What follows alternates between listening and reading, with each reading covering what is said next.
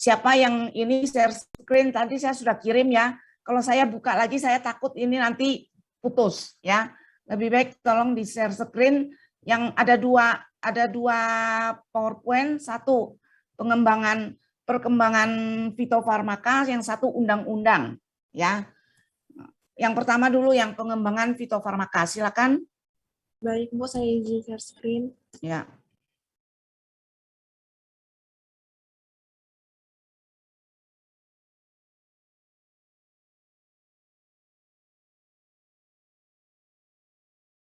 Jadi di blok 4 ya, modul berapa ini? Modul 1 ya.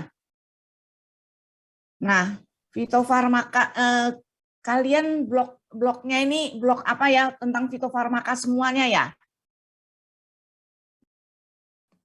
Iya, betul Bu, tentang farmakologi dan fitofarmaka. Oh. Oke. Silakan. Jadi pengembangan bahan alam untuk fitofarmaka. Jadi fitofarmaka itu apa? Saya jelaskan sedikit ya sampai timbul undang-undang atau peraturan pemerintah untuk menunjang fitofarmaka masuk ke pelayanan kesehatan ya. Karena kita tahu bahwa fitofarmaka itu, silakan next PowerPoint-nya.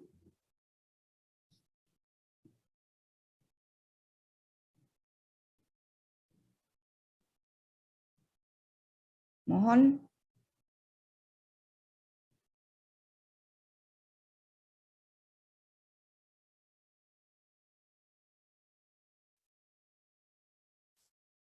Di next ya, yang kedua. Mohon izin Bu, saya mungkin off cam terlebih dahulu karena saya on cam jadi agak terkendala jadinya. Oke, boleh.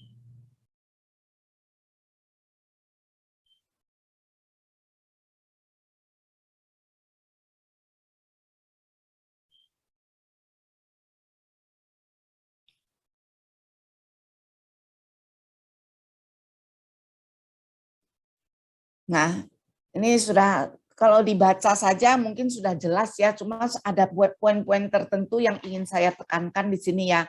Pertama, fitofarmaka itu apa? Dan kalau menurut kata-katanya itu dari bahasa Yunani ya, yaitu fito. Fito itu artinya tanaman atau tumbuhan. Dan farmakon, sudah.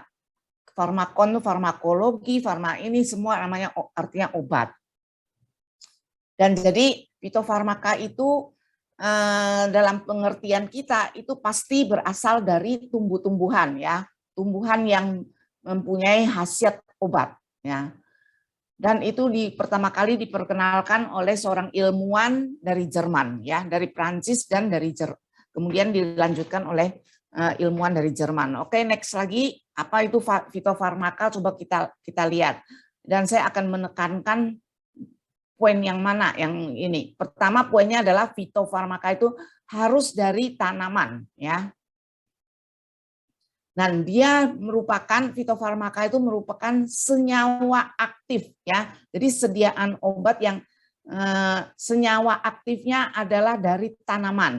Jadi bisa dari ekstraknya, bisa dari destilatnya, tapi bukan isolat ya. Arti isolat itu adalah bagian salah satu dari senyawa aktif yang diisolasi, itu namanya isolat ya. Jadi kalau dia diisolasi hanya isolat tunggal, dia bukan fitofarmaka ya. Ingat ya, sedangkan isolat itu sudah menuju ke obat ya, ke obat murni, bahan kimia murni ya. Nah, selama ini fitofarmaka kita artikan merupakan sediaan senyawa aktif yang terdiri dari ekstrak. Ya, bisa dari ekstrak tanaman, bisa dari jusnya atau destilatnya ya. Sehingga di dalam ekstrak itu masih mengandung beberapa senyawa aktif. Jadi bukan tunggal ya. Nah, sehingga fitofarmaka itu juga disebut ekstrak yang distandarisasi ya. Ini untuk membedakan, jadi fitofarmaka itu pasti terdiri dari ekstrak atau destilat atau apa ya. Nah, yang sudah distandarisasi ya, karena apa? Ini untuk membedakan dengan jamu ya, atau kita kenal nanti di undang-undang farmasi, undang-undang obat tradisional itu dikenal 3 jenis obat tanaman, 3 jenis tanaman obat. Yang satu fitofarmaka, yang satu herbal terstandar, yang satu jamu ya. Nah, herbal terstandar dan jamu itu terdiri dari Simplesia. Simplesia itu apa? Nanti kita jelaskan. Sementara fitofarmaka dia merupakan ekstrak yang sudah distandarisasi. Oke, next lagi. Jadi poinnya di sini ya, dia merupakan ekstrak, bukan Simplesia ya. Nah, Simplesia itu apa? Simplesia itu adalah bagian dari tanaman, bisa daun, bisa akar, bisa rimpang yang dikeringkan ya. Nah, sementara ekstrak itu yang diambil dimurnikan, maksudnya dimurnikan, diambil dimaserasi ya, diambil dengan cara maserasi atau menggunakan pelarut ya, tergantung pelarutnya itu etanol atau air atau apa ya, itu namanya ekstrak. Nah, jadi fitofarmaka itu penekanannya merupakan campuran ya, campuran dari berbagai senyawa aktif dari yang jelas yang berasal dari tanaman ya. Dari poin di sini sudah agak jelas ya. Jadi fitofarmaka itu bukan isolat ya. Kalau yang murni satu bahan saja itu namanya bahan kimianya ya, yang sudah murni. Sementara fitofarmaka itu terdiri dari campuran beberapa bahan aktif ya, yang berasal dari tanaman atau bagian dari tanaman ya, bisa seluruh tanaman atau bisa dari batang, bisa dari akar, bisa dari daun ya, tergantung mana yang diambil. Dan dia merupakan sediaan galenik, yaitu ekstrak ini atau tintur kita namakan sediaan galenik ya. Jadi diolah sedemikian rupa, yaitu dengan cara melarutkan, memaserasi, mendestilasi, itu namanya sediaan galenik ya.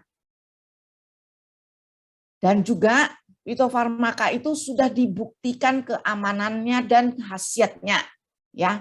Jadi dia sudah melalui uji praklinik dan uji klinik ya. Ini juga untuk membedakan dengan jamu maupun herbal terstandar. Kalau jamu belum melalui uji klinik maupun uji praklinik ya. Kadang ada yang sudah melalui uji praklinik jamu ya, tapi kadang dan tidak harus melalui uji praklinik. Sementara herbal terstandar itu baru melalui uji praklinik ya. Sementara uji kliniknya belum. Nah, untuk fitofarmaka uji praklinik maupun uji klinik sudah harus dilalui ya. Nah, terutama pada bahan baku dan produk jadinya itu harus sudah distandarisasi ya. Jadi selain sudah harus distandarisasi, sudah melalui uji praklinik maupun uji klinik. Dan uji praklinik dan uji klinik ini nanti kalian mungkin akan dapat dari kuliah yang lain ya. Oke, next lagi. Nah, dasar pemanfaatan fitofarmaka ini apa saja? Dia digunakan di mana? Nah, karena di sini karena bahan aktifnya dalam bentuk campuran, nah campuran ya, campuran dari senyawa kimia yang kompleks, maka hal ini menjadi justifikasi pengobatan dengan fitofarmaka ya. Jadi ini bisa digunakan untuk terapi ya, terapi menggunakan bahan obat bahan tanaman ya.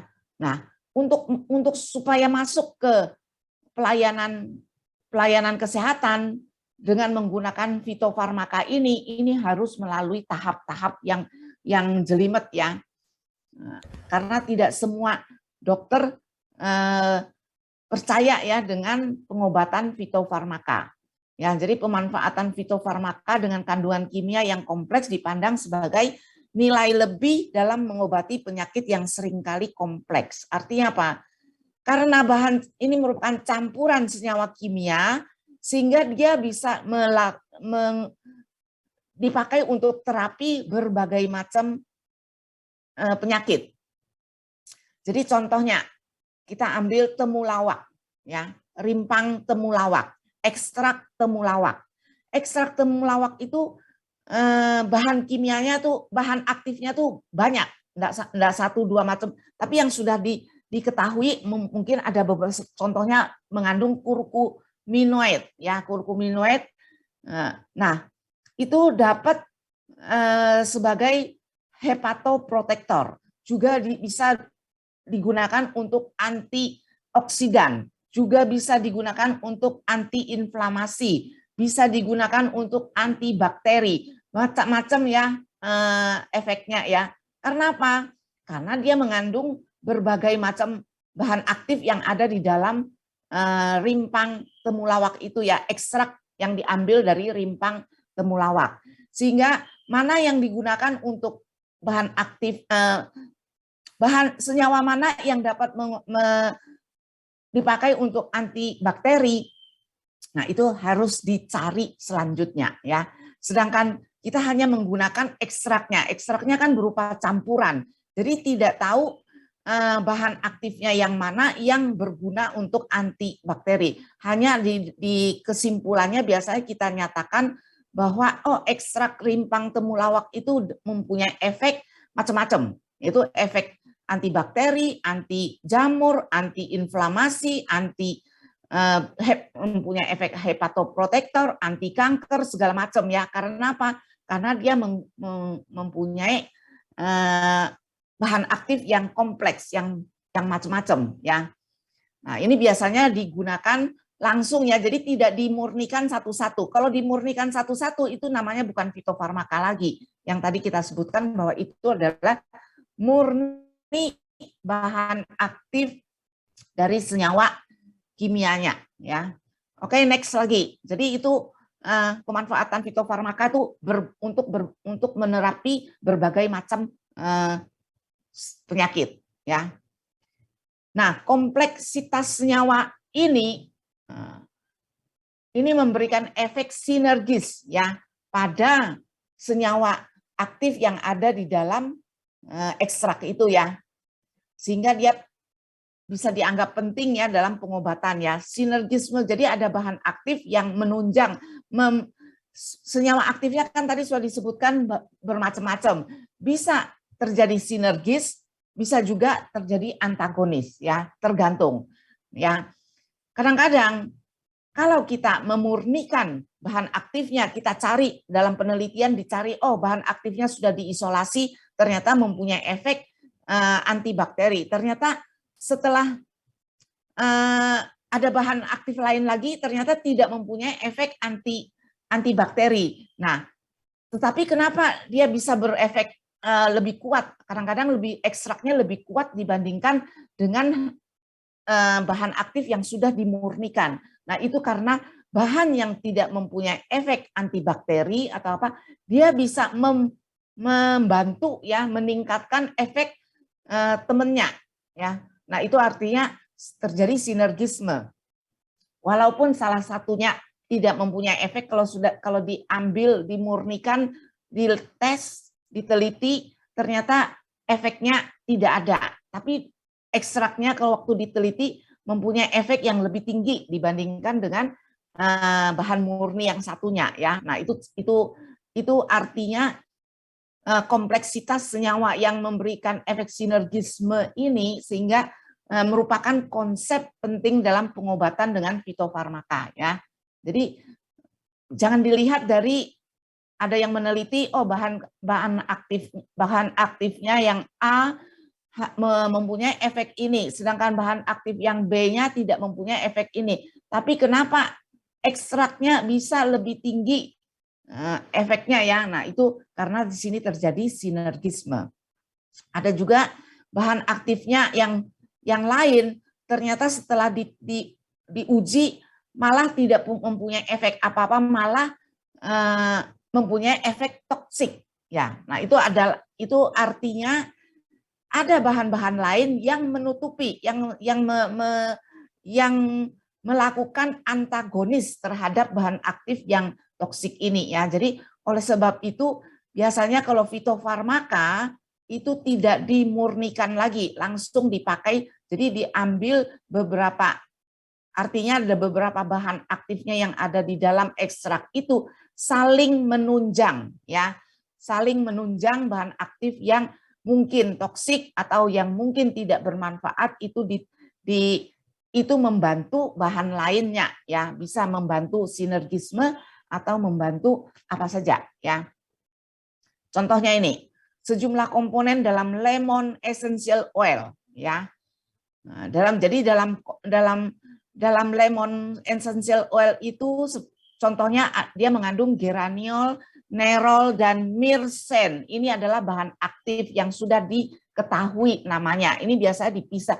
Ini orang melakukan penelitian dengan cara dengan menggunakan HPLC ya, sehingga diketahui dalam bahan fitofarmaka ini mengandung geraniol, mengandung nerol, mengandung myrcene ya. Dan di sini diketahui setelah diuji, ternyata geraniol dan nerol itu secara sendiri-sendiri memiliki aktivitas antibakteri, sementara myrcene tidak. Nah, ini contohnya yang seperti tadi saya jelaskan tadi.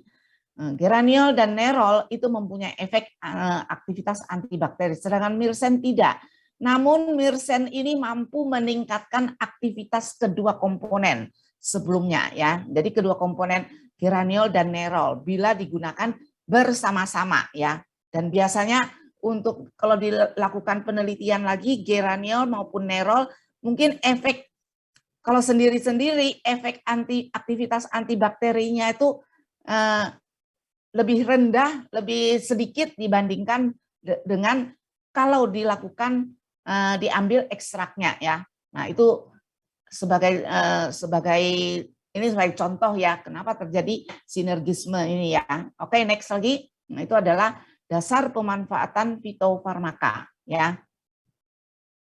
Nah, jadi dalam hal kompleksitas kimiawi diyakini bahwa kumpulan bahan yang terdapat bersama-sama secara alamiah itu lebih baik daripada campuran sejumlah senyawa tunggal yang sama, yang sengaja dicampurkan. Ya, jadi kalau senyawa tunggal itu kan bahan kimia murni ya, dicampurkan secara sengaja, itu biasanya muncul efek sampingnya ya. Sementara pada fitofarmaka kita tahu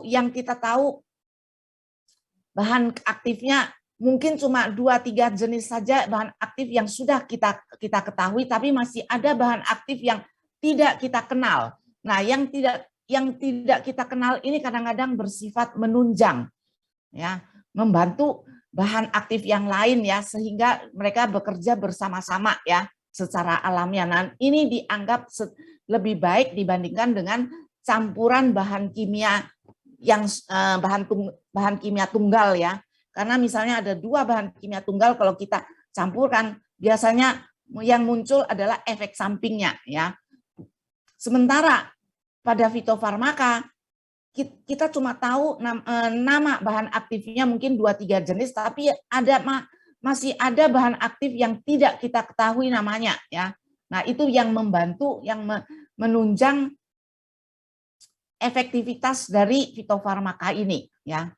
Jadi komponen lain yang tidak aktif bisa berperan untuk meningkatkan stabilitasnya, meningkatkan solubilitasnya, jadi kelarutannya ya, atau bioavailabilitas dari senyawa aktif. Bioavailabilitas itu artinya absorpsi dari senyawa aktifnya sendiri. Jadi kadang-kadang kita tidak tahu ya dalam fitofarmaka itu komponen apa saja yang biasanya yang diketahui itu lebih sedikit ya, karena harus diteliti ya menggunakan HPLC yaitu high perform liquid C itu adalah kromatografi ya. Jadi menggunakan HPLC baru bisa diketahui, dan itu pun tidak semua komponen diketahui nama kimianya ya. Nah, komponen lain yang tidak aktif, yang tidak berperan, itu biasanya peranannya untuk meningkatkan stabilitas. Jadi bukan berperan di efek aktivitas farmakologisnya,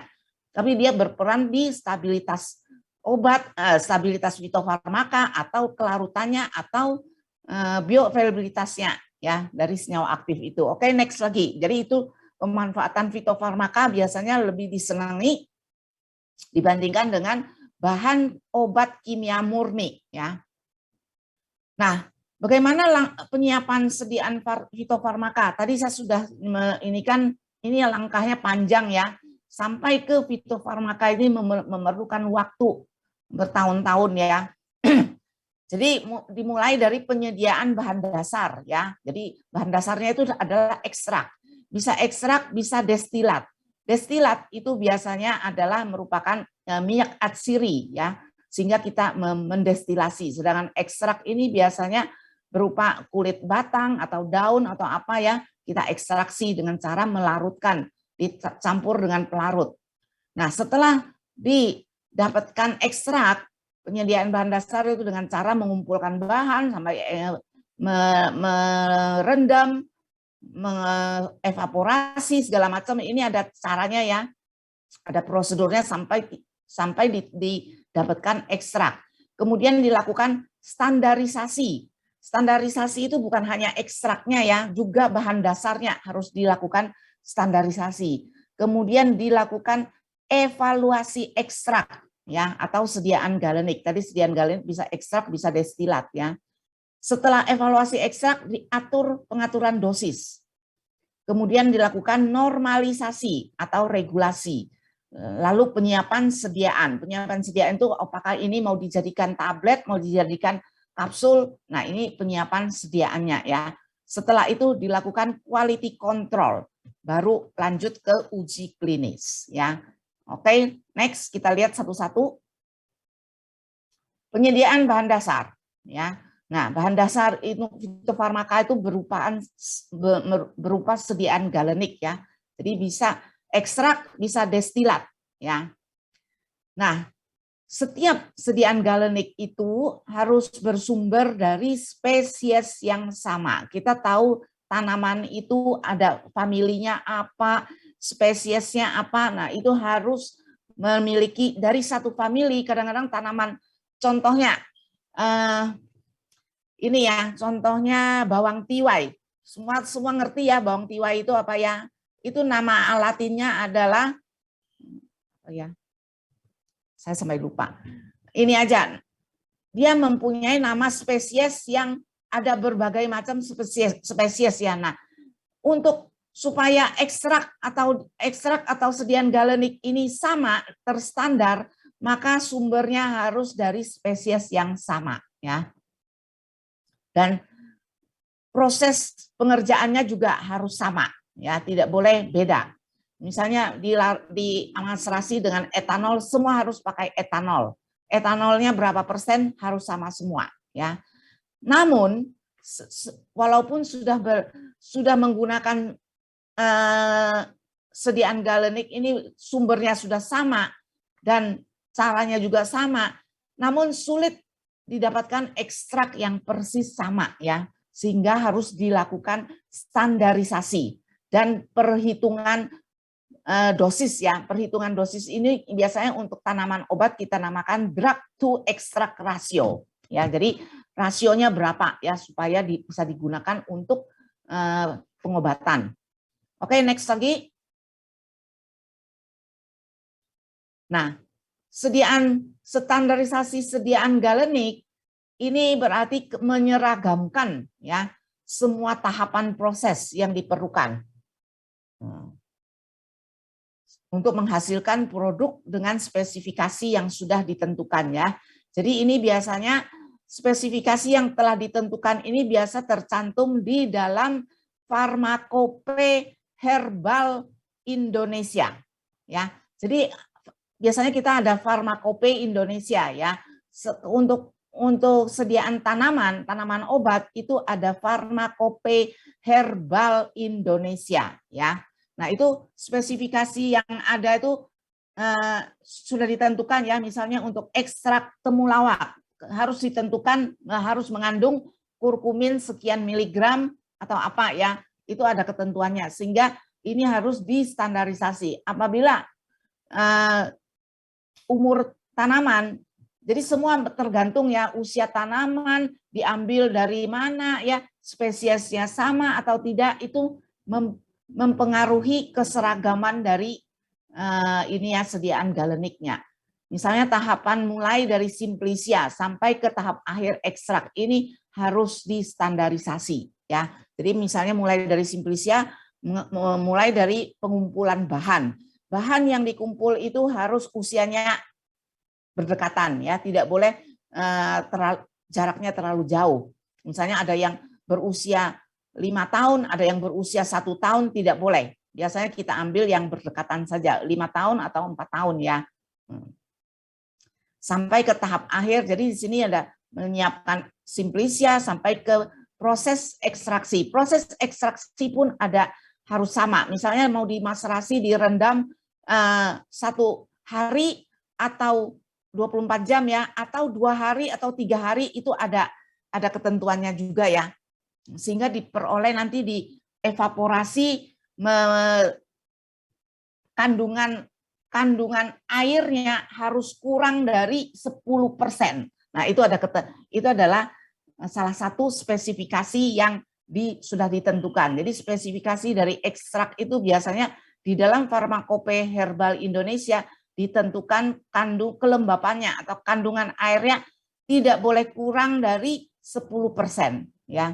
Jadi kalau misalnya dia lebih dari 10% itu namanya sudah tidak standar ya. Standarnya adalah kurang dari 10%. Oke, lanjut. Nah, untuk menjamin kualitas semua parameter didokumentasi dan dicatat ya. Jadi kapan dipanen, kapan diekstraksi, berapa lama perendaman, berapa lama ini mengevaporasi, berapa lama mengeringkan, semua dicatat ya. Jadi dia meliputi bahan baku simplicia, tipe dan konsentrasi ekstrak.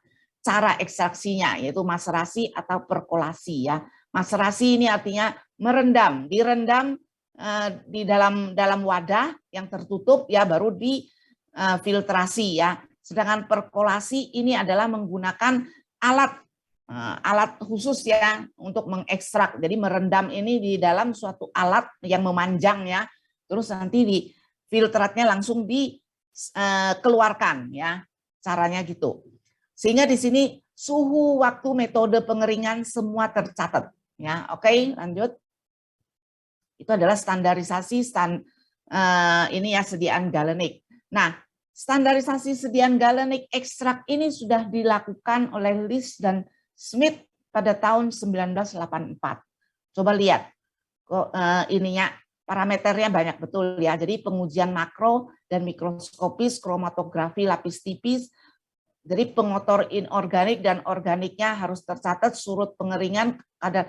Dan pada tahun 2000 ini di-update ya. Lanjut, kita tidak meinikan, cuma harus tahu saja ya standarisasi sediaan itu apa saja yang distandarkan ya. Next. Nah, pada tahun 2000 Departemen Kesehatan, waktu saat itu namanya Departemen Kesehatan ya, sekarang Kementerian Kesehatan ya, melakukan update. Biasanya kita mengambil dari negara lain ya, atau dari WHO atau dari apa yang sudah berjalan, lalu kita update dengan memodifikasi sesuai dengan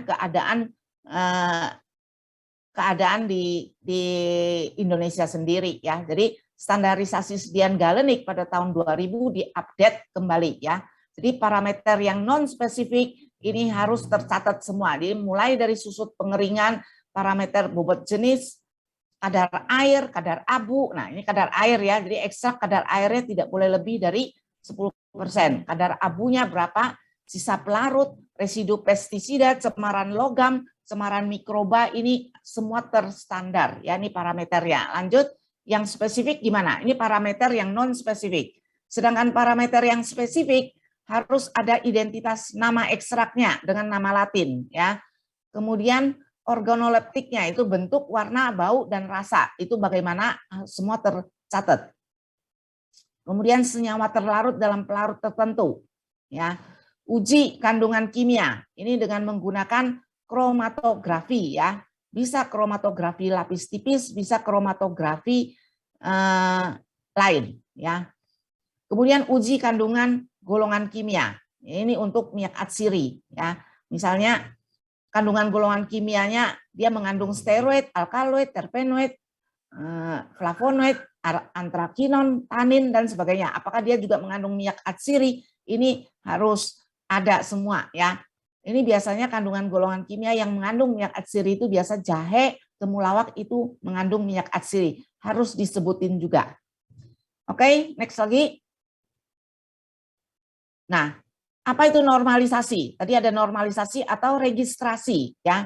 Jadi normalisasi itu sering istilahnya dinamakan regulasi juga. Pengertian dari normalisasi itu lebih kepada penyesuaian jumlah kadar bahan aktif, ya. Jadi jumlah kadar bahan aktifnya itu dinormalisasikan, ya. Oke, lanjut. Kita lihat di sini ada 3 cara melakukan regulasi atau normalisasi, ya. Nah, cara pertama, ekstrak dipekatkan sampai didapatkan ekstrak kental, lalu ditimbang. Kemudian ditentukan kadar bahan berkhasiatnya, ya, atau sisa keringnya. Kemudian cara kedua, ekstrak diuapkan sampai kering. Kemudian digerus dan ditambahkan adjuvan dengan perhitungan seperti di atas. Kemudian yang ketiga, dengan mencampur 2 ekstrak sama dengan konsentrasi zat aktif yang berbeda. Yang satu kadarnya tinggi, yang satu kadarnya lebih kecil. Kemudian dilakukan pencampuran dengan rasio yang sesuai, ya. Ini adalah cara melakukan normalisasi. Oke, next, kita tidak perlu menghafal ini, ya, cuma sekedar tahu saja. Kemudian melakukan evaluasi sediaan galenik. Nah, ini mengevaluasi supaya apa? Untuk mengetahui bahwa sediaan galenik itu terdiri campuran senyawa aktif apa saja dan berasal dari bahan baku dengan spesies yang sama, ya. Jadi biasanya untuk mengevaluasi suatu sediaan galenik itu untuk mengetahui apakah dia berasal dari bahan baku yang sama, ya, bahan bakunya dengan spesies yang sama. Kalau beda, berarti bahan galeniknya itu misalnya kandungannya beda, maka biasanya ada salah satu kandungan obat yang paling spesifik itu sebagai patokan, ya. Oke, dia dari spesies ini. Contohnya temulawak, ya. Temulawak kalau dilakukan evaluasi dari ekstrak, kita tahu, oh ini ekstraknya betul nggak ekstrak temulawak. Kita lakukan evaluasi dengan menggunakan kromatografi lapis tipis. Muncul noda yang menunjukkan bahwa di noda di RF sekian itu muncul suatu noda yang menunjukkan kalau itu adalah noda kurkuminoid, ya. Dengan adanya noda itu berarti ekstrak yang kita tentukan itu adalah ekstrak temulawak, ya. Jadi dengan cara itu mengevaluasi sediaan galenik, ya. Nah, untuk itu selalu dilakukan evaluasi, ya. Jadi kadang-kadang ekstrak kalau sudah jadi ekstrak, kadang-kadang kalau tidak etiketnya terlepas atau apa sudah tidak tahu itu ekstrak apa, ya. Sehingga perlu dilakukan evaluasi, ya.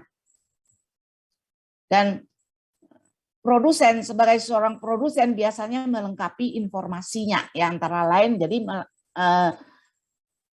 oke, next, melengkapi informasi, ya, bahwa kadar ekstraknya berapa, terus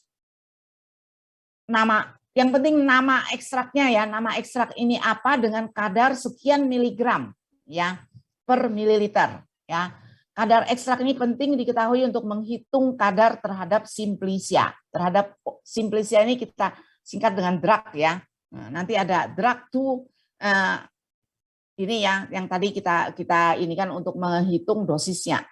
Nah, drug to extract ratio yaitu perbandingan kandungan senyawa aktif dalam simplicia dan dalam ekstrak. Biasanya ditulis dalam perbandingan.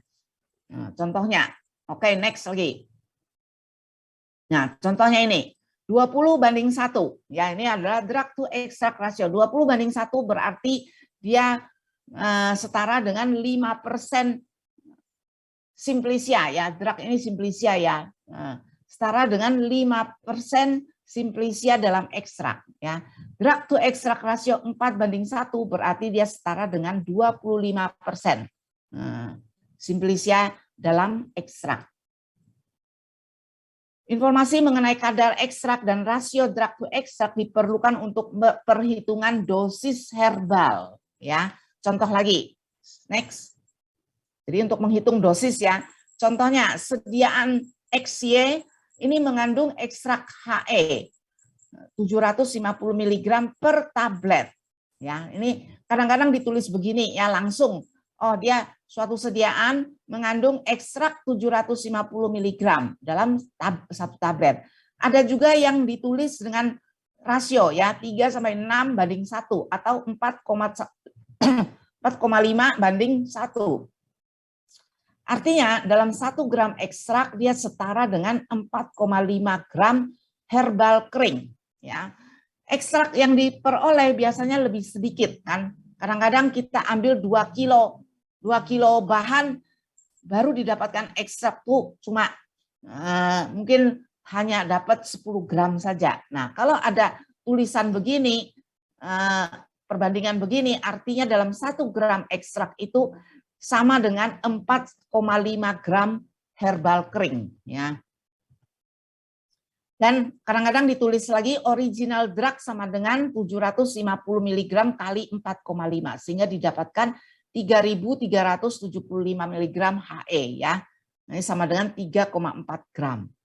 Nah, ini cara mengevaluasi sediaan galenik ya. Ini adalah contoh menulis dosisnya. Ada yang ditulis begini, ada yang ditulis dalam perbandingan, ada juga yang ditulis daily dose 2-4 gram ya. Ini artinya apa? Daily dose 2-4 gram ini adalah gramnya ekstrak ya. Oke, next lagi. Nah, stabilisasi ekstrak ini dilanjutkan cara stabilisasi ini macam-macam ya, antara lain dengan pengeringan ya. Di sini karena sediaan ekstrak umumnya disimpan sebagai bahan baku ya untuk sediaan fitofarmaka sehingga perlu dilakukan stabilisasi ya. Kenapa dilakukan stabilisasi? Ya, kita tahu bahwa sediaan galenik itu tidak selalu bisa stabil ya. Karena apa? Kalau dia ada di dalam mengandung air saja, maka akan cepat ditumbuhi oleh jamur ya atau kepang. Biasanya kalau dalam herbal kita ini kan jamur untuk tanaman itu ya. Sehingga stabilisasi kadang-kadang kita lakukan dengan cara pengeringan, yaitu ekstraknya dikeringkan sehingga jadi serbuk. Oke, lanjut lagi. Nah, kalau ekstrak itu dalam keadaan kering, dia lebih stabil. Dan kalau di lab farmako, kita kadang-kadang tidak sampai kering ya, karena akan digunakan untuk penelitian. Sehingga cukup dikentalkan saja. Jadi masih dalam seperti jelly gitu ya. Yang penting kadar airnya sudah kurang dari 10%. Jadi tidak perlu sampai kering. Kalau kering kadang-kadang sulit untuk mengeraknya ya. Sehingga ekstrak ini untuk sediaan fitofarmaka ini biasanya harus kering.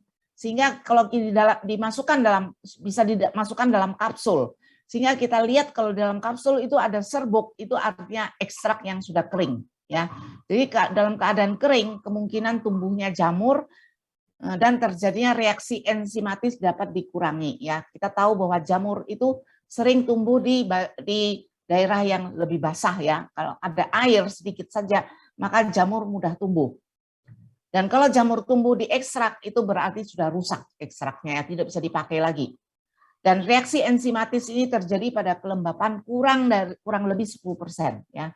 Jadi dalam ekstrak itu masih ada enzimnya ya yang aktif ya. Tapi kalau dia kelembapannya kurang dari 10%, biasanya reaksi enzimatis itu langsung stop. Dan pertumbuhan mikroba juga tergantung pada kelembapan produk ya. Jadi mikroba itu juga biasanya tidak tumbuh. Oke, lanjut lagi. Nah, kerusakan sediaan nah ini ada ekstrak cair ya. Jadi kalau misalnya dibuat suatu sediaan fitofarmaka itu kebanyakan dalam bentuk kering. Ada juga yang cair ya, yang seperti sirup gitu, tapi itu biasanya tidak tahan lama ya. Jadi kerusakan sediaan ekstrak cair itu jauh lebih cepat ya. Kerusakannya bisa berupa perubahan fisik, yaitu pembentukan endapan, perubahan warna ya. Jadi sirup-sirup itu jarang dibuat dalam fitofarmaka ya, karena yaitu ini akan terjadi pembentukan endapan, perubahan warna, terutama perubahan kimia ya.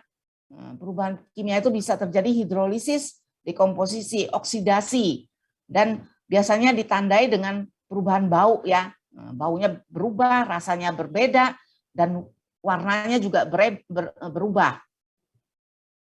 Bisa juga kerusakan karena mikroba, karena tadi sudah disebutkan bahwa mikroba akan tumbuh, yang bertumbuhan jamur atau bakteri ya, dilihat adanya kekeruhan atau muncul sedimen. Sehingga stabilisasi kesediaan ekstrak cair harus diberikan pengawet ya.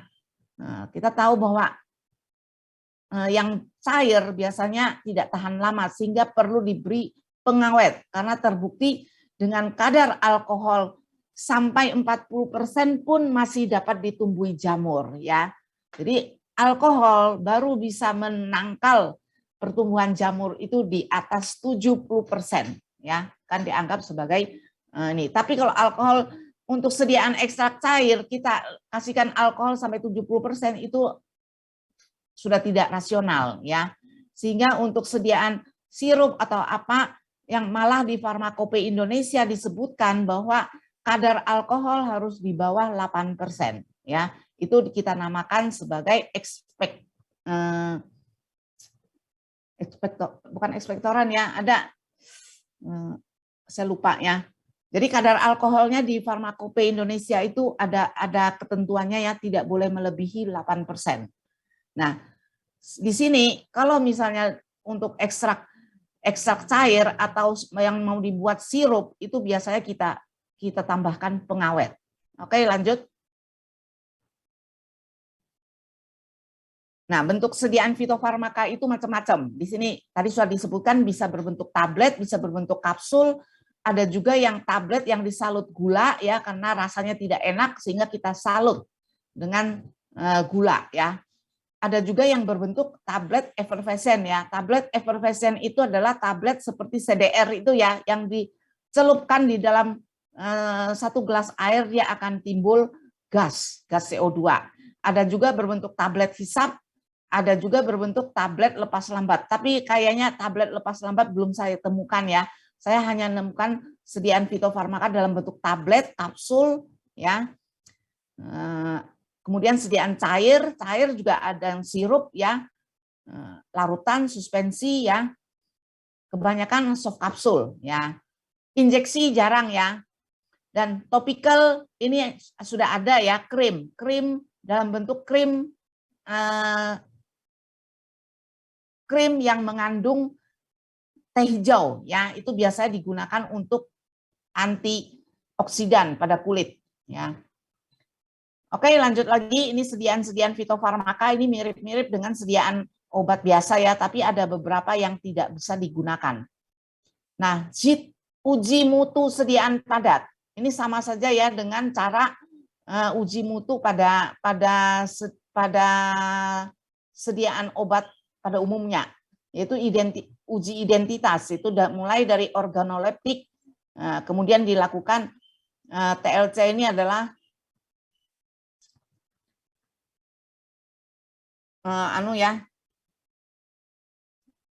sebenarnya kromatografi lapis tipis ya. Jadi dengan cara ini microbial testing. Jadi untuk mengetes adanya mikroba, yaitu dengan cara total count, patogen, his dan mouth ya.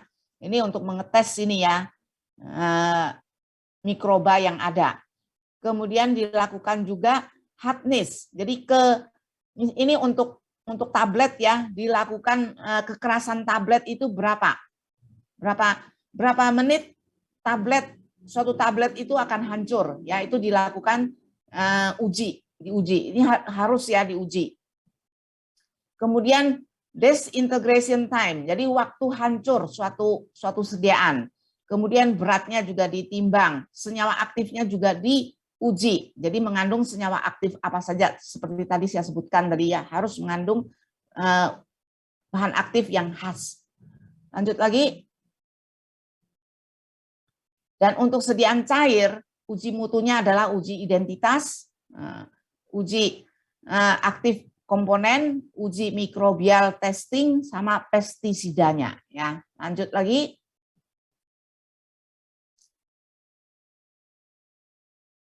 Nah, setelah uji mutu, harus dilakukan quality control sediaan fitofarmaka. Ini harus tetap dilakukan. Jadi dalam suatu pabrik obat yang memproduksi fitofarmaka, tahap-tahapannya seperti tadi ya, sampai ini terakhir adalah quality control. Jadi tipe senyawa aktifnya bisa crude extract, bisa pure extract. Artinya apa? Crude extract ini artinya ekstrak, misalnya ekstrak etanol. Jadi ekstraknya murni yang diambil dari etanol. Sedangkan pure extract ini artinya difraksinasi. Sudah dilakukan fraksinasi ya.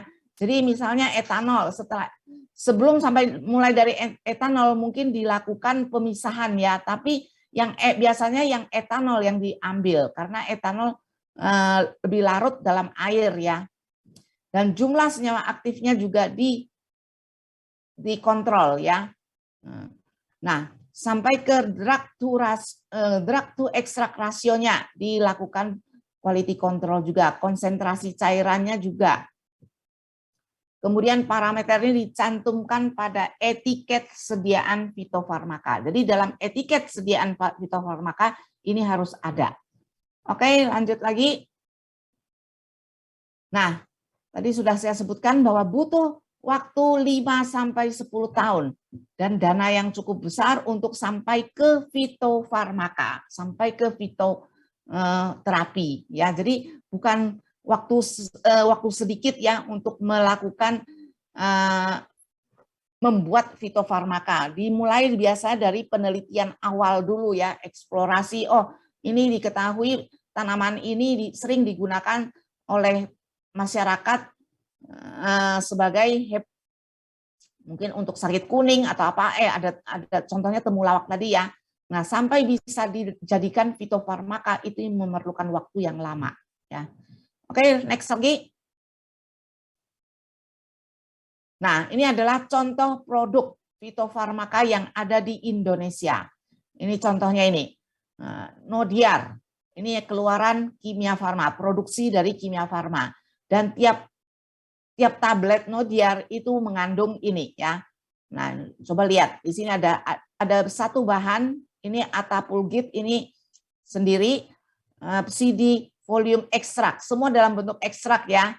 Curcuma domestica rhizoma ekstrak ya. Ini curcuma domestica ini adalah kunyit. Dan biasanya pada etiketnya selain komposisinya ditulis juga pemakaiannya. Kebanyakan ditulis traditionally used. Jadi harus ada tulisan secara tradisional ini digunakan untuk diare. Jadi belum sampai ke ini ya. Ini biasanya kalau ada tulisan ini berarti belum ke uji klinik yang luas ya. Ini baru uji klinik untuk menguji efek khasiat farmakologisnya dan uji toksikologi. Ya, biasanya dilakukan itu. Dan kenapa ditulis traditionally use? Karena belum diuji khusus untuk uji klinik yang jumlah orang yang luas. Ya, oke, lanjut lagi. Ada produk lain, coba kita lihat. Stimuno. Stimuno keluaran dari PT Dexa Medica. Komposisinya ada sirup, ada kapsul. Mengandung ekstrak Phyllanthus miruri ya. Yang sirup mengandung 25 mg, yang kapsul mengandung 50 mg. Nah, indikasinya membantu. Nah, tulisannya ditulis membantu memperbaiki dan meningkatkan daya tahan tubuh. Jadi tidak bisa ditulis langsung, oh bisa memperbaiki ini, meningkatkan imunitas atau apa ya. Hanya ditulis membantu, memperbaiki, dan meningkatkan daya tahan tubuh. Oke, lanjut lagi. Nah, di sini Tensigar dari Vapros. Ini kebetulan kapsul ini dapat indikasinya adalah menurunkan tekanan darah sistolik dan diastolik. Nah, kalau sudah ditulis begini, artinya apa? Ini sudah melalui uji klinis, ya, sudah diuji ke manusia, sehingga bisa ditulis di etiketnya seperti ini indikasinya. Komposisinya tetap, coba lihat, ekstrak ini sekian miligram, ekstrak ortosifon volume 28 miligram. Ortosifon ini kumis kucing ya. Nah, dan indikasinya adalah menurunkan tekanan darah sistolik dan diastolik ya. Oke, lanjut. Habis ya. Nah, di sini untuk sampai ke uji klinis, jadi untuk dapat disebut fitofarmaka, obat tersebut harus melalui uji klinis yang diawali dari uji preklinik. Ya, uji preklinik itu menggunakan hewan. Nah, di sini uji klinik itu ada 4 fase. Jadi harus sampai ke fase 3, tapi kadang-kadang sampai ke fase 2 pabrik obat sudah melaunching produknya. Tapi kalau dia belum sampai lengkap, sampai ke uji klinik fase 3, tidak boleh disebut bisa mengobati penyakit ini, penyakit itu. Hanya ditulis membantu, seperti tadi itu loh, membantu memperbaiki apa atau meningkatkan daya tahan tubuh, cara itu. Dan uji klinis fase 4 ini adalah post marketing drug surveillance. Jadi setelah diedarkan dilakukan uji klinis dengan tujuan untuk melihat efek samping ya, efek samping lebih luas. Jadi uji klinis fase 4 ini karena efek samping jangka panjang ya, karena kita untuk melihat efek samping obat biasanya sudah dilakukan uji klinis ya, tapi uji klinis ini kan hanya 1-2 bulan saja ya dilakukan ya, apalagi sampai fase 2 ya, fase 3 pun hanya 1-2 bulan saja. Nah, untuk efek samping yang jangka panjang, apabila obat itu diminum sampai tahunan, itu tidak bisa lagi kita menunggu uji klinis ya, pabrik obat nggak mungkin menunggu sampai uji klinis jangka panjang dilakukan ya untuk melihat efek samping jangka panjang ya. Jadi oleh sebab itu diizinkan peredarannya, tapi dengan catatan uji klinis fase 4 tetap dilakukan. Ya, yang melakukan siapa? Ya pabrik obat itu. Sehingga pada suatu saat apabila sudah setahun atau 2 tahun ada laporan bahwa seseorang dengan minum obat ini, misalnya obat tekanan itu kan biasanya untuk jangka panjang ya pemakaiannya. Pada suatu saat ada laporan bahwa ada timbul efek samping, suatu efek samping atau apa saja, obat ini obat ini bisa di stop peredarannya ya. Jadi tergantung laporan-laporan dari masyarakat. Biasanya ada laporannya. Kalau ada terjadi sesuatu gejala apa saja, biasanya kan larinya ke rumah sakit, dan rumah sakit biasanya menelusuri apa yang terjadi. Dari situ bisa diketahui bahwa oh si pasien habis minum obat ini, terutama obat yang diminum jangka panjang ya. Oke, lanjut lagi. Jadi ini adalah uji ini. Ini adalah tentang perkembangan fitofarmaka ya, mulai dari ini sampai mulai membuat ekstraknya sampai ke quality control, sampai ke uji klinisnya ya. Sekarang kita masuk ke undang-undangnya. Bagaimana kebijakan pemerintah untuk memasukkan fitofarmaka ke dalam pelayanan kesehatan. Silakan PowerPoint yang kedua.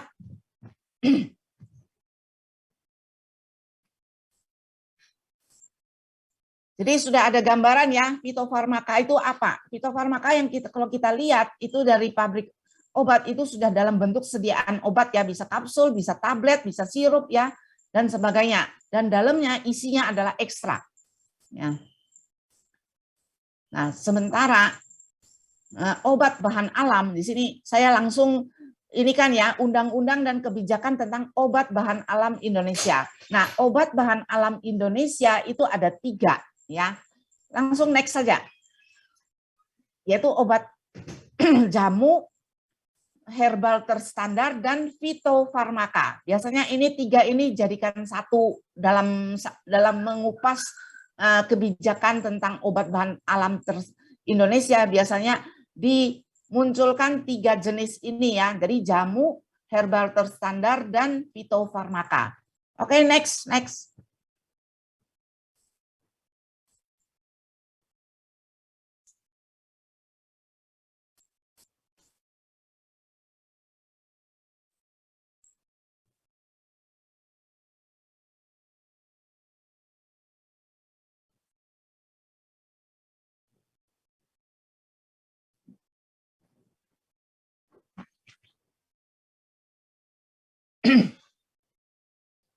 Jadi di sini sedikit tentang obat bahan alam Indonesia itu apa ya.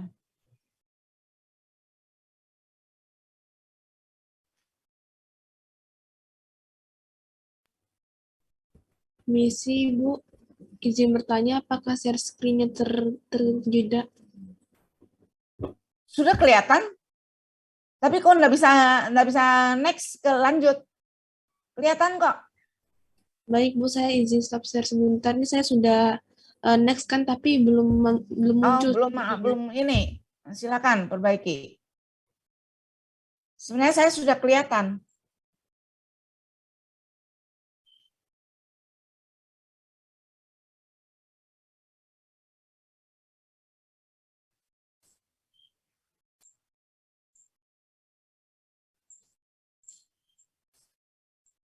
Sebelumnya, ini sebelum sampai sini, satunya lagi.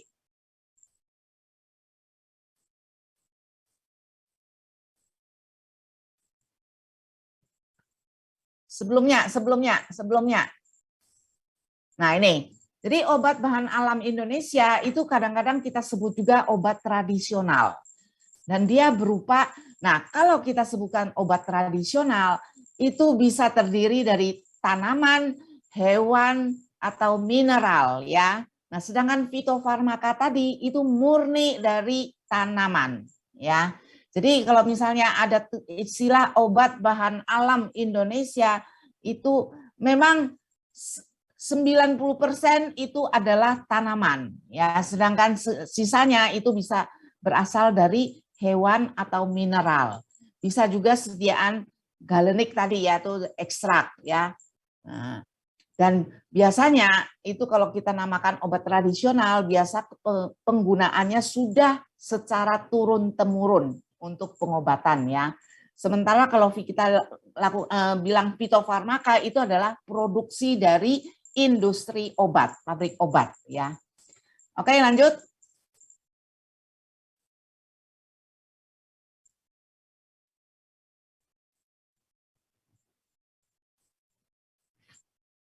Nah, tujuan dari pemakaian obat tradisional itu bermacam-macam ya, dimulai dari promotif. Biasanya kalau kita minum jamu, kalau fitofarmaka itu biasanya untuk kuratif dan rehabilitatif ya. Sedangkan untuk promotif itu biasanya kita minum jamu ya, untuk memelihara kesehatan, bisa minum jamu. Preventif itu juga untuk mencegah penyakit, kita juga bisa minum jamu ya. Seperti saat sekarang ini, COVID. Bagaimana untuk memelihara, meningkatkan daya tahan tubuh? Ya, kita minum jamu dari jahe, jamu dari temulawak, jamu dari sambiloto, semua yang berupa yang bisa menangkal, yang mempunyai antioksidan yang tinggi, biasanya kita minum. Ya, jadi promotif ini tujuannya adalah memelihara kesehatan, juga mencegah penyakit. Ya. Nah, sedangkan kalau kuratif ini adalah mengobati ya. Jadi kuratif ini biasa untuk mengobati penyakit ya. Contohnya temulawak tadi ya, Curcuma santorisa. Ini bisa untuk pengobatan ya. Karena apa? Sudah terbukti untuk pasien yang hepatitis itu dengan meminum Curcuma santorisa atau temulawak asal rutin ya, itu bisa menekan HBsAg menjadi negatif, ya. Ini artinya apa? Artinya herbal ini bisa digunakan juga untuk kuratif, ya, di samping promotif dan preventif. Dan kebanyakan juga untuk rehabilitatif, yaitu memulihkan kesehatan. Jadi orang yang sudah pulih dari sakit, contohnya yang kena COVID sudah pulih, biasanya ada efek jangka panjangnya. Nah, untuk memulihkan kesehatan biasanya kita anjurkan minum jamu juga, ya. Jamu boleh macam-macam ya, jamu kunyit, jamu asem ya. Nah, itu biasanya kita gunakan untuk memulihkan kesehatan. Itu berguna sekali ya.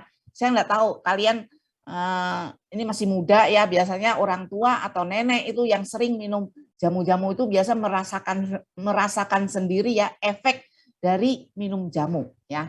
Oke, next lagi. Nah, ini strategi dan kebijaksanaan menggunakan obat tradisional dalam sistem pelayanan kesehatan. Ini mengacu pada beberapa peraturan, mulai dari undang-undang kesehatan ya.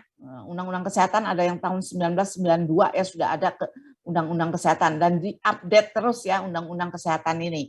Kemudian peraturan Menteri Kesehatan yang tahun 92 ini sudah ada tentang fitofarmaka. Ada juga SK Menteri Kesehatan nomor sekian tahun 90 berapa ini tentang sentra pengembangan dan penerapan pengobatan tradisional yang kita singkat sentra P3T. Ini tujuannya apa? Tujuannya untuk supaya obat tradisional ini atau fitofarmaka, minimal fitofarmaka bisa masuk ke pelayanan kesehatan. Pelayanan kesehatan itu di mana? Berarti di rumah sakit atau di puskesmas ya. Tapi nyatanya sampai hari ini masih sedikit. Ada beberapa rumah sakit yang sudah ada poli tradisionalnya, sudah ada. Tapi di rumah sakit AWS di Samarinda belum ada ya. Itu harus ada produknya, harus ada SDM-nya ya. Sampai sekarang SDM belum ada. Sehingga susah berkembangnya ya. Jadi perkembangan fitofarmaka atau jamu atau herbal terstandar di Indonesia itu masih lambat dibandingkan dengan negara tetangga ya. Negara tetangga itu bisa Malaysia, bisa Vietnam ya. Apalagi dengan China. China sudah enggak usah dibilangin lagi ya, sampai ke obat ininya semua obat tradisionalnya masuk Indonesia ya. Oke, lanjut next. Jadi ini sudah tertuang dalam beberapa ketentuan ya, supaya apa bisa masuk ke tujuannya untuk supaya bisa diterima di sistem pelayanan kesehatan. Dan perkembangan obat tradisional ini kita lihat sampai dari obat tradisional di masyarakat ini seperti jamu gendong, jamu yang dijual di toko ya. Kemudian obat tradisional sebagai obat alternatif, industri obat sampai timbul pabrik sido muncul lah atau apa ya. Nah, kemudian obat tradisional dan penemuan obat baru sampai ke fitofarmaka ini perkembangan obat tradisional yang terjadi di Indonesia ya. Oke, next lagi kita lihat satu-satu. Nah, yang di masyarakat ini bagaimana? Ini biasanya diramu sendiri ya. Nah, bisa juga diperoleh dari jamu gendong atau warung yang menjual jamu ya. Dan untuk mencapai tujuannya adalah untuk mencapai kesembuhan atau pemeliharaan kesehatan, meningkatkan taraf kesehatan. Jadi hanya bersifat ini yang bersifat empirik ya, tanpa dibuktikan secara ilmiah. Jadi ini jamu seperti jamu gendong yang ini ya, ini tujuannya untuk bukan kuratif ya, tujuannya adalah rehabilitatif atau preventif ya. Dan jamunya ini tidak diperlukan registrasi ya. Ada beberapa jamu yang harus diregistrasi di departemen di BPOM ya. Mendapatkan nomor registrasi. Contohnya fitofarmaka itu harus. Dan herbal terstandar itu kadang didaftarkan, kadang tidak ya. Kalau sudah masuk ke fitofarmaka harus terregistrasi. Sedangkan jamu ini tidak perlu diregistrasi. Karena apa? Karena jamu ini hanya usianya cuma 1 hari. Ya, kalian tahu orang yang jual jamu, baik di warung atau jamu gendong itu biasa dibuat fresh ya. Jadi diminum hari itu juga. Kalau dia tidak habis, biasanya diminum sendiri ya. Sehingga produk yang tahannya cuma 1 hari itu tidak perlu diregistrasi ya. Oke, lanjut lagi. Nah, bagaimana dengan obat tradisional sebagai obat alternatif? Ada juga obat tradisional yang dipakai karena apa? Karena pasien dengan penyakit tertentu sudah mendapat jalan buntu ya, sudah tidak bisa mengobatin lagi. Contohnya penyakit kanker, penyakit AIDS ya, penyakit degeneratif, atau obat itu harganya terlalu mahal sehingga tidak terjangkau ya, sehingga mereka mencari alternatif lain, yaitu mendapatkan jamu atau herbal terstandar yang bisa memperpanjang atau meningkatkan kualitas hidupnya saja ya. Jadi tidak bisa mengobati secara 100% ya, atau kadang-kadang dipakai sebagai komplement ya. Jadi dibarengi dengan obat-obat kanker yang lain ya. Contohnya kalau dia sakit atau penyakit AIDS ya, HIV, dia harus minum obat seumur hidup. Nah, karena minum obat ini tidak nyaman ya, kadang-kadang mual atau apa ya. Nah, untuk itu kadang-kadang digabung dengan jamu ya. Jamu yang biasanya bisa untuk kanker biasa dipilih ya. Sekarang kan kalian tahu sendiri ya, selain temulawak, kunyit, ada juga daun sirsak ya. Itu yang sering digunakan untuk penyakit kanker ya. Nah, itu kadang-kadang alternatif lain yang digunakan oleh masyarakat ya sebagai obat alternatif. Oke, next lagi. Nah, bagaimana dengan industri? Kemudian berkembang menjadi obat obat herbal atau obat tradisional yang diproduksi oleh industri obat ya. Nah, di sini industri obat alat dan fasilitasnya sudah lebih baik ya, sehingga dapat menyeragamkan kualitasnya dan kebersihannya ya. Contohnya ke pabrik Sido muncul, pabrik Borobudur segala macam ya, yang mengeluarkan obat-obat jamu yang sudah dalam bungkusan atau dalam bentuk kapsul atau tablet ya, dan sehingga ini memudahkan pemakaiannya ya. Dan juga sudah dipublikasi ya melalui media cetak ya, kalian bisa lihat di TV di mana saja ya, ini publikasinya ya, dan juga sudah sampai ke luar Indonesia ya, seperti sudah muncul sampai ke Eropa ya.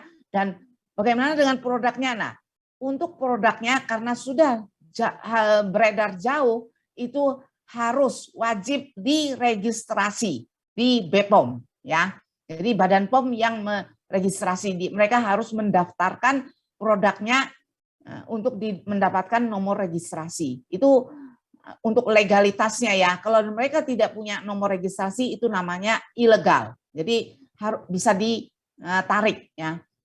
Oke, lanjut lagi. Ini adalah sudah perkembangannya sudah sampai ke diproduksi oleh pabrik obat. Nah, ada juga yang obat tradisional dan penemuan obat baru. Dan ini masih berkembang ya, yang untuk penemuan obat baru ini kita tahu yang sudah lewat itu kinin contohnya.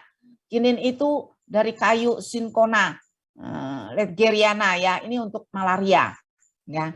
Ada juga papaver, kodein, morfin, ini berasal dari tanaman papaver. Jadi ini biasanya ditemukan ya, penemuan obat baru ini, perkembangan dari awal penemuan obat baru itu biasa dari tanaman dengan cara tidak disengaja ya.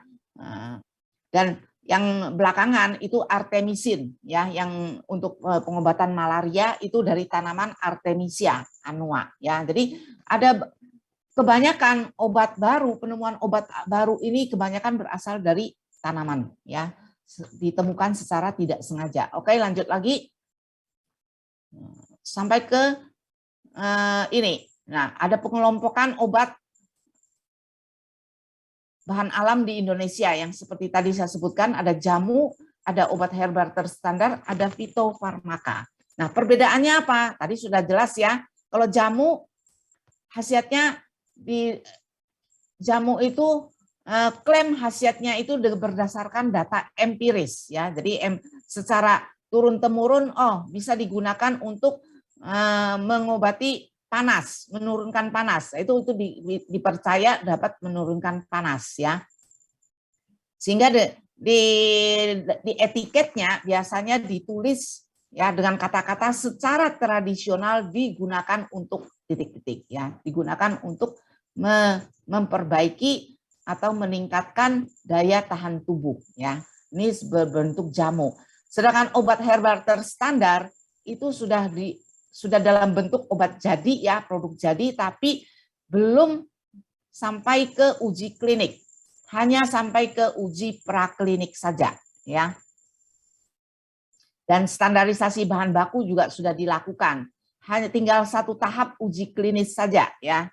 Dan sementara fitofarmaka ini klaim khasiatnya yang tertulis di etiket sudah melalui uji klinis ya, sehingga bisa ditulis dapat mengobati, menurunkan tekanan seperti tadi itu ya. Nah, itu namanya fitofarmaka. Oke, lanjut lagi. Nah, secara medis ini kalau misalnya obat-obat fitofarmaka atau jamu atau herbal terstandar ini harus dapat dipertanggungjawabkan ya supaya bisa masuk ke sistem pelayanan kesehatan. Dan apa saja yang harus diuji? Pertama, uji ilmiah secara tentang khasiatnya ya. Khasiatnya bisa keamanan dan standar kualitasnya ya. Jadi uji khasiat, uji keamanan dan standarisasi kualitasnya. Kemudian supaya bisa pengujian itu terarah, maka informasi empirik ini harus ada. Contohnya, biasanya obat tradisional atau jamu yang digunakan turun-temurun, contohnya temulawak tadi ya, bisa menurunkan,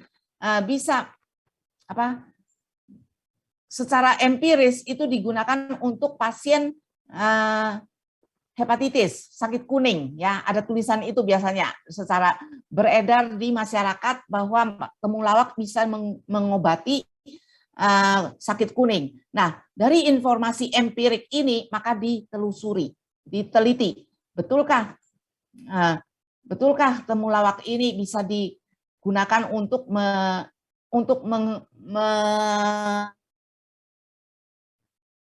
membantu hepar. Jadi hepatoprotektor. Jadi itu biasa diuji dengan tikus ya, diuji dengan hewan.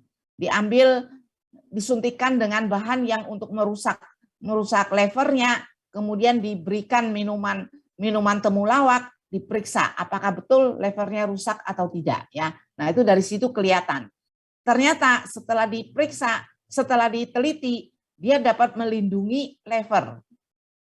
Nah, dari situ muncul bisa dilakukan, bisa diambil sebagai fitofarmaka ya, bisa digunakan. Sehingga biasanya diawali dengan informasi empirik dulu ya, baru ditingkatkan penelitiannya sampai timbul khasiat yang pasti, sampai ke uji klinis ya. Jadi diminumkan ke manusia, ternyata memang berkhasiat. Nah, baru bisa didaftarkan sebagai fitofarmaka. Oke, lanjut. Dan baru bisa masuk ke sistem pelayanan kesehatan. Untuk masuk ke sistem pelayanan kesehatan pun masih bertahap ya. Nah, upaya untuk memenuhi persyaratan di atas supaya dia diklaim ada khasiatnya, ada keamanannya aman ya. Jadi toksisitasnya aman, dia harus melalui uji toksisitas dan khasiat kerja, yaitu kemudian setelah ini adalah preklinik ya, uji toksisitas dan khasiat, kemudian dilakukan uji klinis ya. Dan biasanya dikoordinir oleh Depkes ya, Departemen Kesehatan melalui sentra P3M tadi ya. Dan pedoman pelaksanaan uji klinik obat tradisional ini dikeluarkan oleh Badan POM ya. Ini ada pedomannya sendiri. Oke, next lagi. Lanjut. Nah, pengembangan pemanfaatan obat tradisional. Jadi dari obat tradisional sampai ke fitofarmaka, itu perkembangannya bagaimana? Jadi obat tradisional itu yang digunakan pada fasilitas kesehatan harus memenuhi syarat ini, terutama aman, bermanfaat, terstandarisasi, terulangkan, maksudnya reproducible. Jadi apa yang dilakukan tadi kan sudah disebutkan bahwa kadang-kadang perlu standarisasi karena setiap membuat ekstrak kadang-kadang tidak sama, tidak bisa ini minimal standarnya masuk ya. Jadi terulangkan ini bisa persis bisa tidak ya.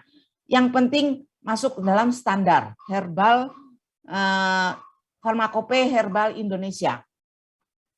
Kemudian buktinya berdasarkan data yang sahih ya. Jadi harus dilakukan penelitian. Jadi uji preklinik sampai ke uji klinis. Oke, lanjut lagi. Nah, pelaksanaan uji klinik obat tradisional. Bagaimana melaksanakannya? Di pembakuan obat tradisional agar ini supaya apa? Membuat standarisasi obat tradisional supaya mendapatkan kepastian keterulangan tentang bentuk, keamanan, manfaat dan jelas identitasnya. Ini dilakukan oleh sentra P3T, sekarang Badan POM ya, dikaitkan ke Badan POM. Dan pihak yang terkait ini kalau pihak sentra P3T ini adalah inovator, memotivasi dan menginovasi sekalian mengawasi dalam rangka pendayagunaan obat tradisional untuk kepentingan pembangunan masyarakat. Dan yang kedua, pihak yang terkait yang kedua adalah produsen obat tradisional, yaitu pabrik obat tradisional. Karena apa? Produknya harus didaftarkan ya. Sebelum didaftarkan dia harus melakukan uji klinis ya dan diawasi oleh sentra P3T atau Badan POM. Ya, sekarang masuk ke Badan POM ya. Karena tidak semua provinsi ada sentra P3T ya. Ada yang belum terbentuk. Oke, lanjut. Nah, produsen obat tradisional ini ada peraturannya ya. Apa kewajiban dari produsen obat tradisional ini? Di sini dia harus melakukan pendaftaran, ya, yaitu registrasi. Kemudian ada syaratnya, ya, bagaimana dia memproduksi obat tradisional. Jadi harus melalui kalau ini CPOB, sekarang CPOT ya, cara produksi obat tradisional yang baik. Nah, dia harus melalui itu. Kemudian dia mengajukan permintaan uji praklinik dan uji klinik ya terhadap produknya. Kemudian mendaftarkan obat tradisional yang digunakan ya. Sekarang pendaftarannya dipegang oleh Badan POM ya. Dulu ke Dirjen Pengawasan Obat dan Makan, sekarang di Badan POM. Oke, lanjut.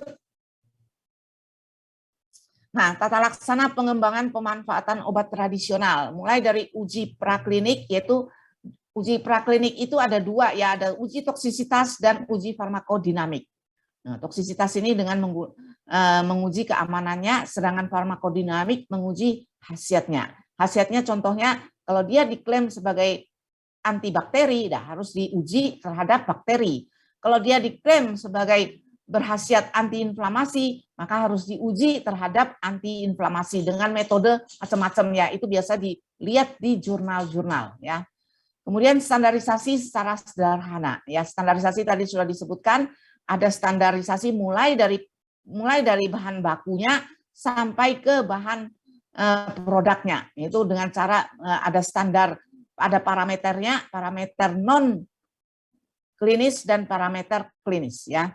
Kemudian teknologi farmasinya, apakah dibuat produk yang terstandarisasi atau apa ya. Jadi teknologi farmasinya maksudnya apakah dia dibuat dalam bentuk kapsul, dibuat dalam bentuk tablet atau sirup. Itu harus ada standarnya juga ya, seperti tadi ya. Kalau dia dalam tablet, kekerasan tabletnya itu harus termasuk dalam standar farmakope herbal Indonesia.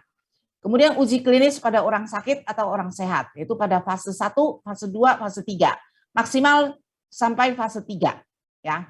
Fase 4 boleh tidak dilakukan ya. Tapi dalam perjalanan ini perjalanan waktu itu harus dicatat. Oke, lanjut lagi.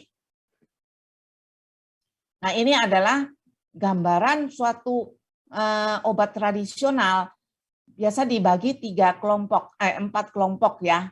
Jadi mengobservasi, menseleksi ya. Kadang kita melakukan uji praklinik.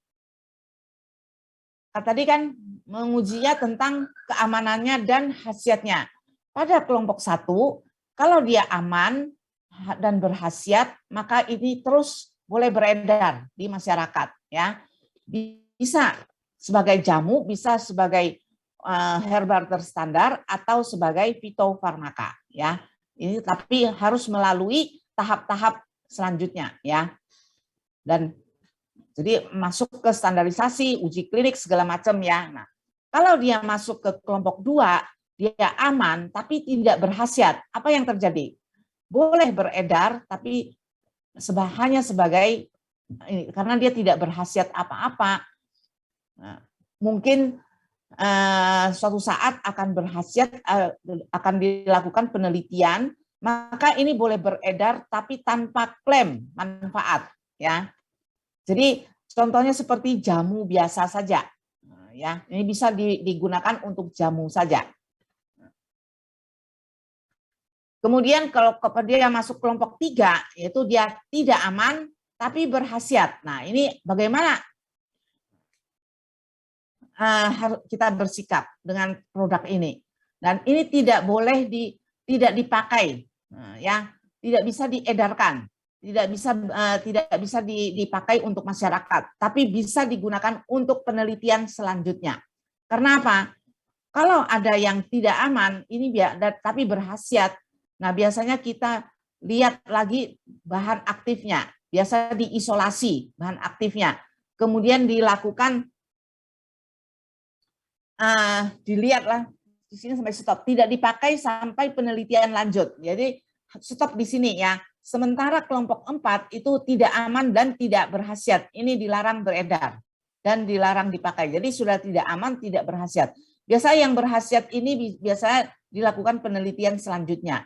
Sedangkan yang kelompok 2 ini aman tapi tidak berkhasiat, ini digunakan hanya untuk jamu biasa ya.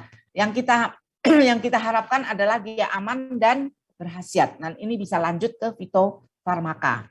Dan setelah ke fitofarmaka, nah, bisa masuk ke pelayanan kesehatan ya, dan bisa menjadi obat jadi ya.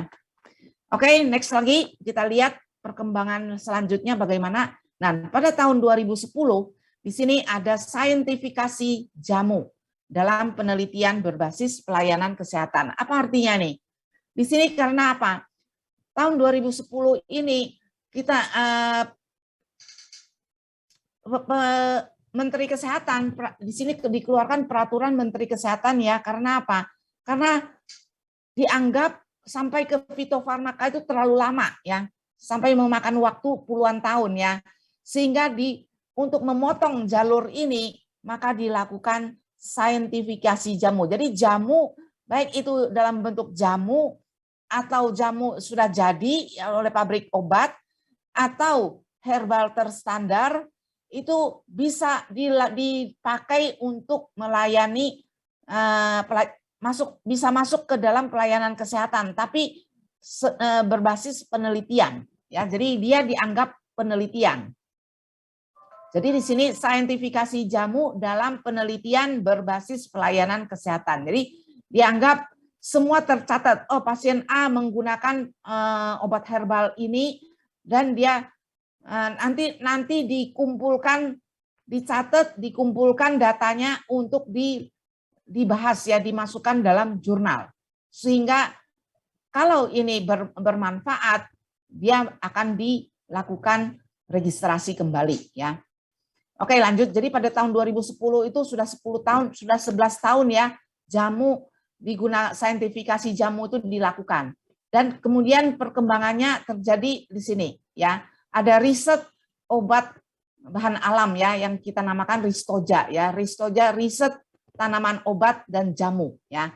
Tujuannya adalah melestarikan pengetahuan khasiat obat bahan alam. Kenapa? Ini di pelosok-pelosok yang ada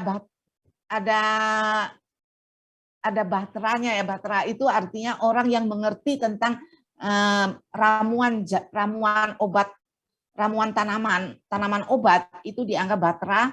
Itu sering sudah tidak diturunkan lagi ke anaknya ya. Karena apa? Karena sudah muncul puskesmas, sudah muncul pelayanan kesehatan yang lain ya, sehingga pengobatan dengan tanaman obat sudah makin berkurang. Apalagi tanaman ini sudah menjadi tambah sedikit ya, karena dibukanya lahan untuk kelapa sawit, untuk karet atau apa ya, mau tidak mau terdesak ya, obat-obat tradisional yang ada di pelosok-pelosok sudah mulai berkurang. Nah, untuk membantu melestarikan pengetahuan khasiat obat bahan alam ini, maka dilakukan Ristoja dimulai tahun 2012 ya. Pelaksanaannya tahun 2012. Ini kita mengambil tanaman di pelosok-pelosok tiap-tiap provinsi ya. Kemudian mewawancarai bahtera, mewawancarai bahwa obat A misalnya untuk obat suatu tanaman obat itu digunakan untuk apa saja, semua dicatat ya, kemudian dikumpulkan, dikirim ke pusat ya. Yang pusat pengambilan data ini adalah di Rawamangun, di Rawamangun ya, di dekat Solo sana. Kemudian tahun 2015, 3 tahun kemudian dilakukan lagi sekali ya, untuk melengkapi yang belum lengkap di tahun 2012 ya. Nah, kemudian tahun 2016 ini sudah mulai tanaman-tanaman yang sudah terambil ini dilakukan uji efek. Jadi kita lakukan di laboratorium saja. Sampai tahun 2017 juga begitu ya. Jadi sudah tidak ada lagi ke pelosok. Hanya ada tertentu saja yang dianggap masih kurang datanya, kita ini masih berangkat ke pelosok. Oke, lanjut lagi, ini adalah perkembangan Ristoja ya. Nah, penggolongan ini ada beberapa penggolongan yang tadi kita sebutkan, ada 3, yaitu jamu, obat herbal terstandar, dan fitofarmaka. Ada tanda-tandanya ya supaya kalian bisa tahu. Oke, lanjut next. Nah, ini logonya ya. Jadi logo jamu ini seperti ini ya, terdiri seperti tanaman yang dengan tangkainya ya. Nah, sedangkan logo herbal terstandar ini tengahnya seperti ini ya. Kita anggap seperti rangka pohon ya. Nah, ini juga logo fitofarmaka seperti rangka pohon yang lengkap ini ya. Oke, lanjut. Ini logonya. Nah, kita lihat contohnya jamu tolak angin. Kita lihat tandanya di samping kiri atas. Ini adalah logo jamu. Ya, logo jamu. Seperti tadi itu. Oke, lanjut lagi. Nah, coba lihat, meredakan mual lengkap ya. Nah, ini adalah logo herbal terstandar ya. Meningkatkan kualitas tidur. Nah, kan masih tidak bisa disebutkan untuk mengobati apa, tidak boleh. Nah, dia hanya meningkatkan kualitas hidup saja. Kualitas tidur. Oke, lanjut lagi. Nah, Stimuno. Ini logonya adalah logo fitofarmaka. Ya, logo fitofarmaka ini. Dan ini di sini sudah ditulis memperbaiki sistem imun. Ya. Karena dia sudah melalui uji klinis. Oke, lanjut lagi. Habis kayaknya. Oke, selesai untuk pemaparan PowerPoint dan penjelasannya tentang fitofarmaka dan kebijaksanaan dari pemerintah untuk memasukkan obat jamu herbal terstandar maupun fitofarmaka ke dalam sistem pelayanan kesehatan. Jadi harus aman dan berkhasiat ya, itu yang penting. Dan bagaimana cara mengetahui aman dan berkhasiat itu harus melalui uji klinis. Baik uji preklinis atau uji klinis fase 1, 2, 3. Ya. Oke, ada yang mau bertanya? Saya rasa cukup jelas ya apa yang saya paparkan ya. Kalau tidak ada, kita akhiri sampai ini jam 3:30. Oke, tidak ada yang tanya lagi ya. Saya leave ya. Semoga semua mengerti. Dan selamat sore semuanya. Baik, Ibu. Selamat sore juga, Ibu. Ya, saya mau tanya, absensi untuk dosen siapa yang pegang ya? Izin dokter, saya yang pegang, Dok. Oh ya, tolong kirim ke WA saja, ke WA saya. Iya, baik dokter. Saya leave ya. Baik, terima kasih dokter. Ya, sama-sama. Terima kasih, Bu.